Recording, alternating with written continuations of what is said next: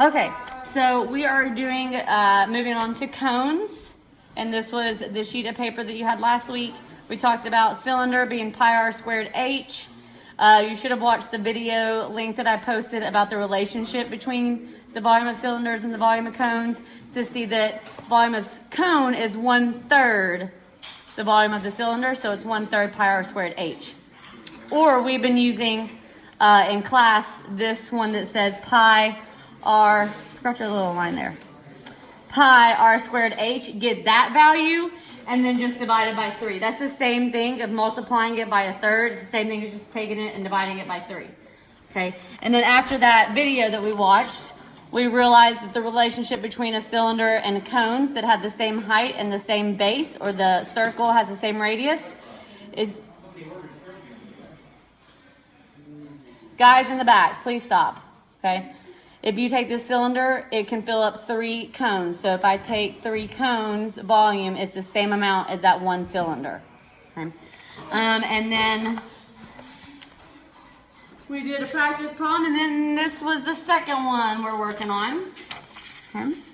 We did this one here, number 3. Okay, and then this is number 2 that we're working on. That's the one y'all were finishing up, right? Okay. So here is the volume, or here's a cone. And like I said, it has this right triangle in it, but don't focus on the right triangle because we're not looking for that diagonal. Okay, yes, I could say what's the length of the top of the cone to the bottom, the hypotenuse. But that's just showing you, since it's a 3D figure, it's showing you that what is the 10-foot called? The radius. And then what is the 20? The height. So that's just trying to show you that going like into the 3D figure. Inside the 3D figure.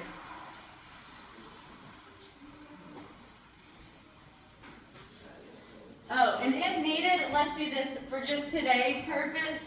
If needed, let's round to the nearest 10 if needed, which means 1 place past the decimal. Okay? 1 place past the decimal. If you need a round, round to nearest 10. So don't put the line over it. I know it repeats, but you can just say 0.3. Put some units.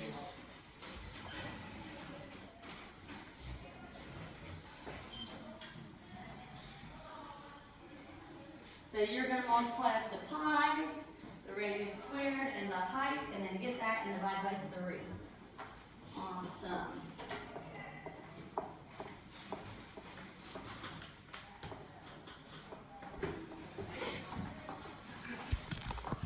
I'm not going to be able to take a picture of this because it'll mess up my video. But if I zoom out here,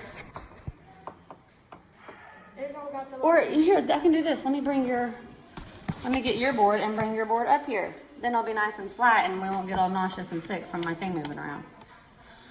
My iPad moving around. Okay, here we go.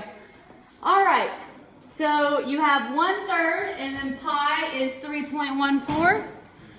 The radius was 10 and the height was 20. Okay. So you do radius squared, so 10 squared is 100. So in the calculator, you do 3.14 times 100 times 20, get that number, and then divide it by 3. And you got 209.3 feet cubed. Is that right? Wait, you got something different. You might have a decimal off. 3.14 times 100 times 20 divided by 3. You just have one decimal on. You just put your decimal in the wrong spot. Sometimes it's hard to see those decimals in the calculators. Give me your blue pen. Blue marker. Blue marker. What did you do? One far away? I bet I can find one in here. Yeah, there's blue marker. So it was the 3 and then another 3 feet cubed, is that right? Okay. It's even helpful if you put those commas there, then that can really help you see how many places that you have. Because it was 0.33333 repeating, so you got to make sure you get that decimal in the right spot, and then cubic feet. Awesome. Okay. You can't see it, but she does. She does have it written up here. Okay. Write down that formula first. Because some people are mixing up where they're putting the radius and the height. So make sure you write down the formula first and then plug in what you know. Okay. All right, so we did numbers 3, numbers 2. Now let's do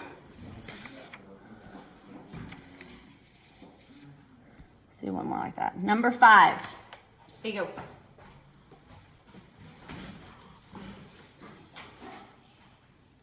Oh my gosh, I would just like sit there and play with that all day. Oh, here's a marker.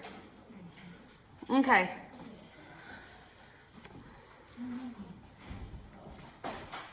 So please make sure you write down the formula first. Volume equals 1/3 pi r squared h. Okay. Then write down your givens, what you know.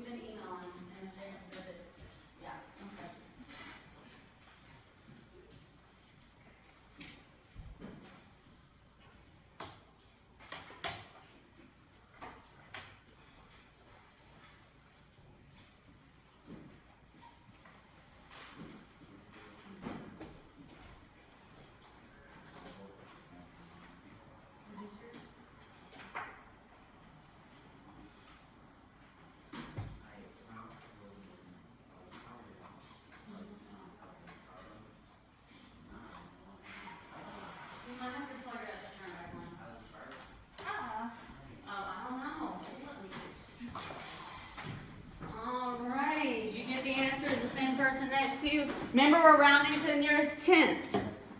Yes. Nearest 10th place. So just be a whole number, I guess, right? 718. Good work. Well, we're not.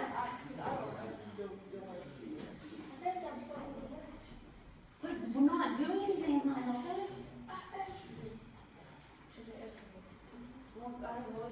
I didn't hear you. We'll take first thing, write down that formula.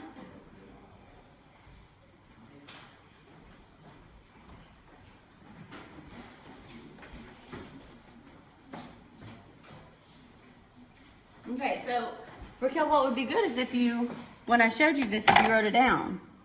Okay, so from this problem, from number 5 right here, you should have R is 7, the radius is 7, and H is 14.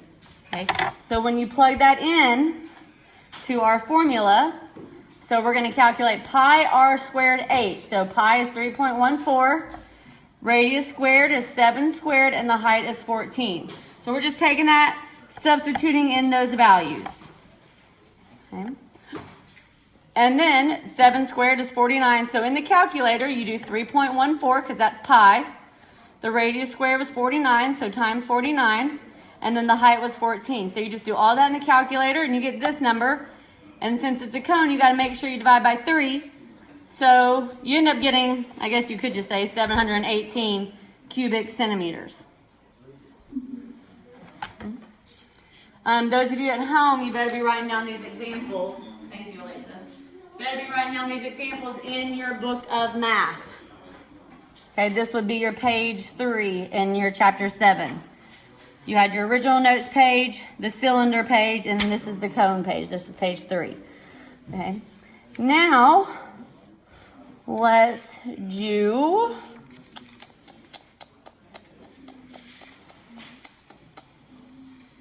which one looks good here? Let's do number 7. Y'all see that one? Kind of little.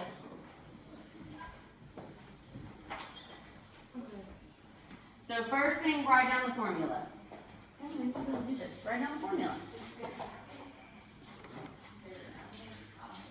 Volume equals 1/3, or you can do pi r squared h divided by 3.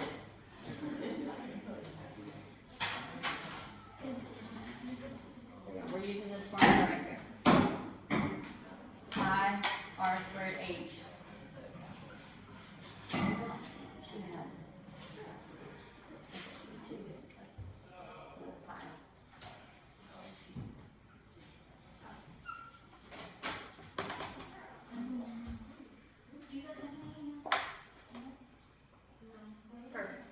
Okay, and then all of it's divided by 3.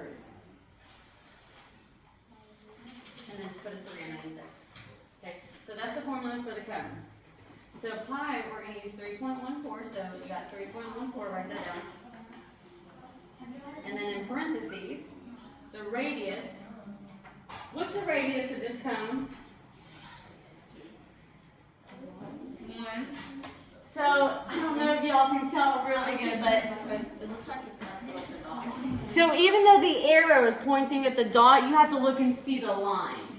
Okay? So if that line is going all the way across and it's pointing to it, then it means the diameter is 2.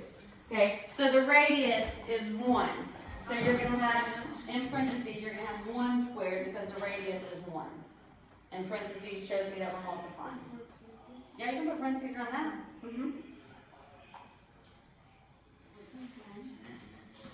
Here, whoopsies. And here, because it's r times r squared, and the radius is 1, so then you square that. And then the height is 7. Okay? And then 1 squared is just 1. So with the calculator, you're going to multiply all 3 of those numbers together, get that number, and then divide it by 30. And that's going to be your answer. Okay?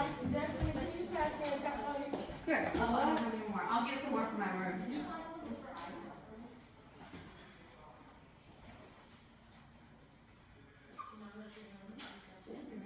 All 3 of these numbers together, 3.14 times 1 times 7. Get that answer and then divide it by 3. Okay. And so you're going to have to change that now from 2 squared to 1 squared, because even though the arrow just points in the middle, it's saying that whole diameter is 2. So the radius would be a 1. Yep. I'm glad you pointed that out, that like it looks like it's pointing to the middle, but yeah, that doesn't matter. So those are things I forget to think about.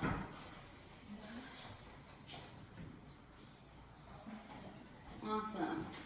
And then give me some units. It looks like it's centimeters cubed, right? Centimeters cubed? Yeah. All right. Good. Give me centimeters cubed, and I'm going to take your board. Looks good. Thank you. Oh.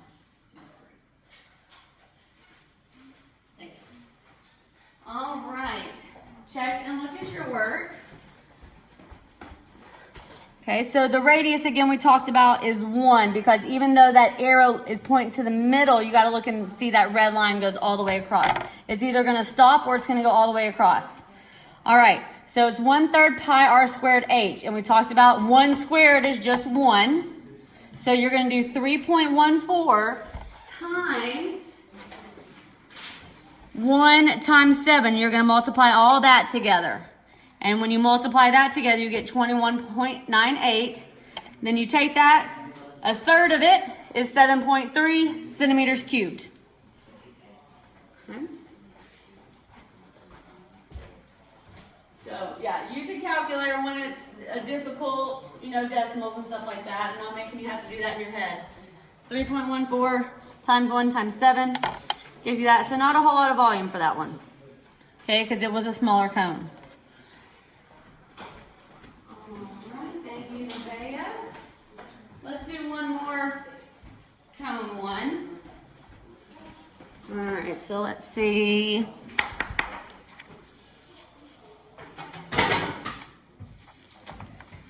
Let's do number 6. Last one here, number 6. Okay, so same thing. That arrow's pointing to the middle, but you have to look and see that red line's going all the way across. Otherwise, it'd look like this. Do y'all see how it goes to the middle? So even though it's pointing to the middle of that line, the line goes all the way across. So that means the diameter is 4.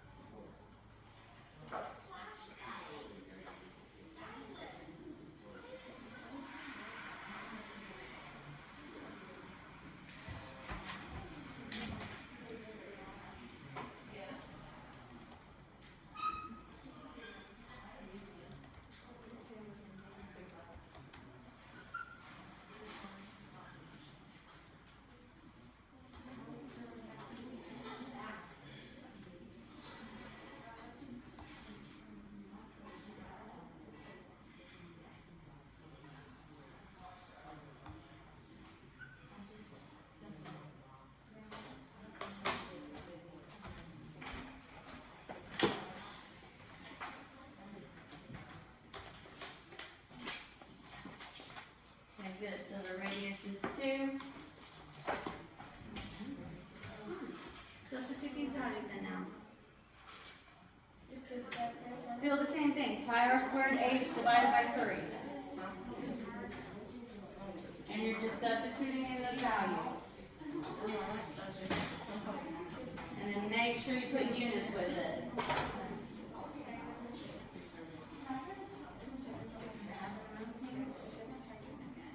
Let me text her and she'll get you. Okay.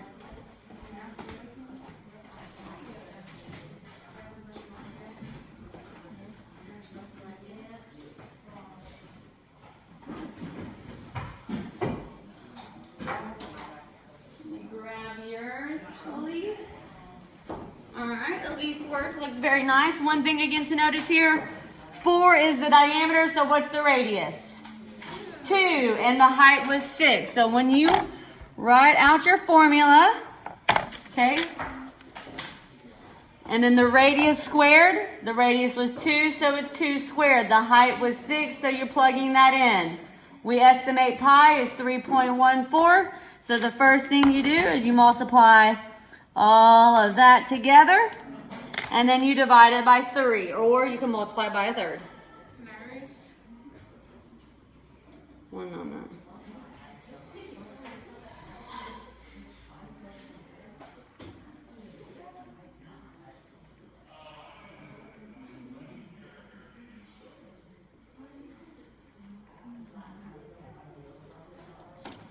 Okay.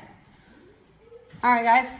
That is it for the practice problems for today. So we did what? 1, 2, 3, 4, 5. We did 5 of them. Okay. So those of you at home on page 3 in your chapter 7, you should have 5 problems of the cones. Actually 4 because we didn't do 3. So y'all should have 4 problems.